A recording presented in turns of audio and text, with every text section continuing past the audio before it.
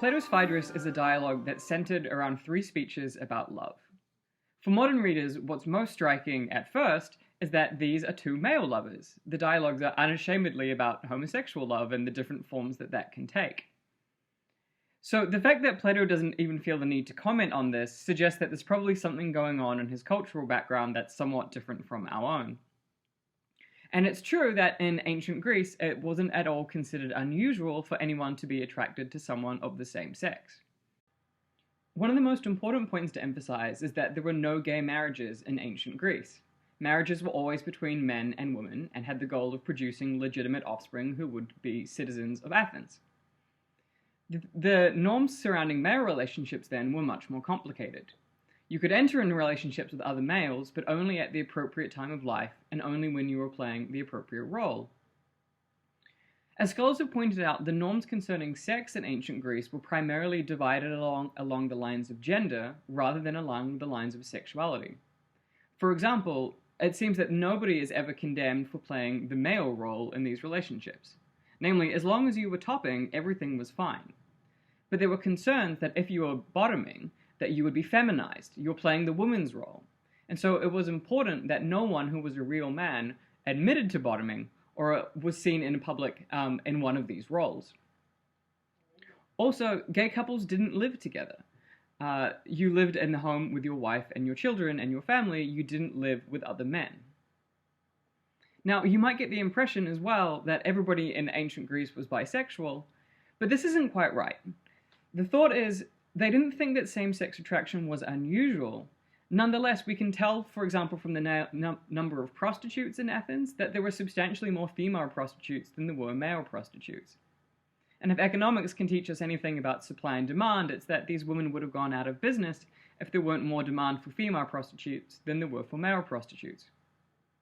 Moreover, in the drinking parties, the symposia for which ancient Athens was so famous, it's clear that there were flute girls who were brought to these parties, and flute girls was basically a euphemism for prostitutes.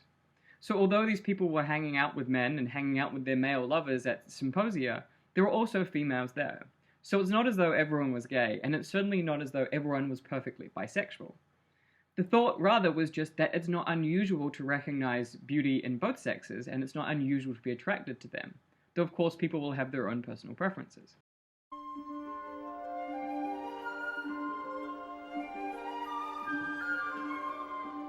The more direct cultural context for Plato's Phaedrus is a practice that has come to be known, somewhat unfortunately, as Greek pederasty.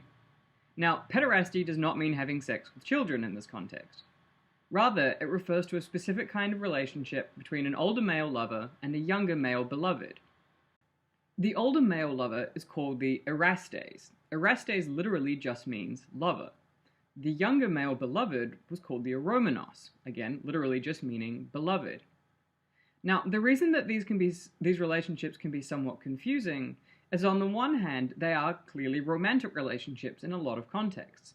These are people who love each other and wanted to spend time with each other, and they were sexually attracted to each other a lot of the time. However, they were also tied up with educational practices. They look a lot more like mentoring relationships, as we'd see them. The thought was the eromenos would pick someone as an older lover who could introduce them into society. They could give them connections, they would help them with networking, and they would educate them in various ways. So the thought was, not only are these romantic relationships, but they also have a social purpose. Now, what everyone always wants to know is, exactly how young are these boys? Doesn't it seem kind of creepy to have these older guys in relationships with younger boys and getting sex out of them, regardless of how beneficial it might be otherwise? Now, the translations that you sometimes see when you're reading the Phaedrus are not helpful here. They use words like beautiful young boy and give this suggestion that these people are children. And that's not quite right. The Greeks, just like us, don't think it's ever appropriate to have sex with children. Rather, the eromenos, the younger male lover in this context, is clearly someone who was reaching a stage of maturity such that they had attained the same height as the erastes, and that they were physically developed, and that, of course, they were in a place emotionally and mentally where they could consent to these kinds of relationships. Consent is something that is, in fact, emphasized in these relationships. Nonetheless, they were not yet full men. They didn't have a full beard, they weren't married, they didn't have children. So we would call this the period of adolescence, and some scholars have pointed out that basically they were the age of college undergraduates. They were people who didn't have a family, they didn't have the full signs of masculinity, and yet nonetheless they were becoming men. Well, you can't give an exact number. When does somebody become a man? It's based on stereotypes about gender. So, for example, when could you and your friends, if you were a male, grow a full beard? I'm 31, I can't grow a full beard. I knew friends in high school who had full beards. Again, it was about performing masculinity in a certain way. If you were someone who looked like a man, the thought was it's appropriate for you to go off and get married and start a family. If you were someone who still looked boyish, or in contemporary terms, more like a twink, then you could probably get away with it for a while. There are no exact numbers that you can put. So, if you put a gun to my head, I'd say somewhere between 14 and 28. But again, really, it depends on characteristics about gender. And when you start to look like a man, it's going to vary differently depending on who you are.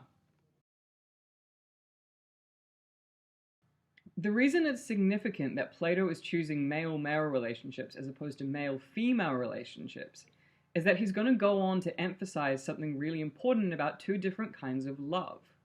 One kind of love, the kind of love he thinks is bad love, is going to be directed at bodily pleasure. It's the kind of love that someone who's overrun by lust, basically, that's the kind of love that they have. And the thought is someone who's overwhelmed with lust is just concerned with getting sex from the other person. By contrast, the good kind of love is going to be directed primarily at the soul, namely at someone's character. The thought is the good kind of love is the kind of love that someone has for who they are as a person. It's about their character rather than what they can offer sexually. So the reason that I think Plato focuses on male-male relationships rather than male-female relationships is that the connection that the two males have in these pederastic relationships that are supposed to be educational can obviously focus on a form that goes beyond the mere physical. By contrast, the women that most of the people in aristocratic Athens would have associated with would either have been family members or prostitutes. And those didn't seem like appropriate targets for emphasizing the kind of intellectual connection that these people are going to have. So it wouldn't have been plausible for Plato to say, well, the good kind of love is between men and women, when everybody knew that the kinds of women who most men would have been interacting with would have been paid for their services. Now, this doesn't mean that they wouldn't have interacted with other women in their lives. While it's true that many aristocratic women would have been kept at home and wouldn't have been allowed out, certainly without a chaperone, there were other women that they would have interacted with. But most of these women were poor. They were women who were working crafts. So again, they weren't the appropriate targets for a kind of love which was between equals, and again, was directed at the soul rather than directed at the body. So for Plato, who's trying to emphasize that the best kind of love is between two people who respect each other's characters, the more obvious choice is between males.